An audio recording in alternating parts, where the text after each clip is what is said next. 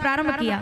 2 साल 7 महीने 26 दिन में रामचरितमानस का निर्माण किया। और जब पूछा गया कि इस कथा का नाम क्या होगा, अब जरा पीछे तक के बैठे लोग सावधान, नाम क्या रखा जाए? राम लीला रखा जाए, राम धाम रखा जाए, राम गुण लिखा जाए, क्या क्या नाम रखा जाए? क्या बात है। तो तुलसीदास जी महाराज कहते हैं ये कथा ना तो लीला की है, जिनको मेरी बात समझ आए वो विचार करेंगे, ये कथा ना तो लीला की है, न धाम की है, न नाम की है, न चित्र की है, अरे ये कथा तो मानव के चरित्र की है, इसलिए इसे रामचरितमानस। आपने नाम जीता तो क्या जीता, आपने धाम जीता तो क्या जीता, आपने नगर जीता तो क्या जीता, आपने संसार जीता तो क्या जीता।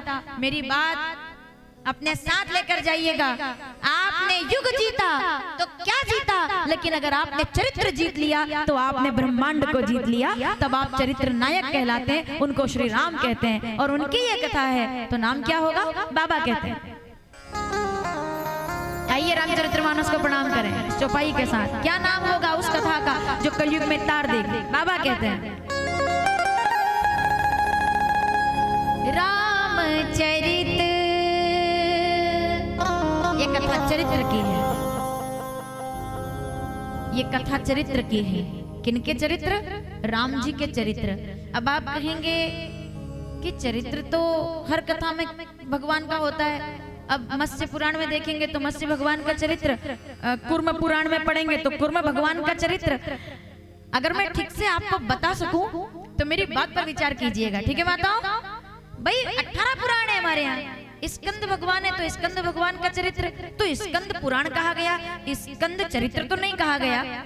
तो रामचरितमानस क्यों नाम रखा गया? तो तुलसीदास जी कहते हैं कि मत्स्य पुराण है तो उसमें केवल भगवान का चरित्र है, अगर वराह पुराण है तो वराह भगवान का चरित्र है, अगर पद्म पुराण है तो श्री विष्णु भगवान का चरित्र है। पर राम कथा को चरित्र की कथा कहा गया क्योंकि इसमें केवल राम जी का चरित्र नहीं है, इसमें पत्नी हो तो सीता का चरित्र है, इसमें बहू हो तो उर्मिला का चरित्र है, इसमें भाई हो, मैं नाम भूल गई, आप मुझे याद दिलाएंगे जब मुझे और पीछे तक के बैठे लोग भी जरा सावधान, मैं नाम भूल गई हूं कि जब भाई हो।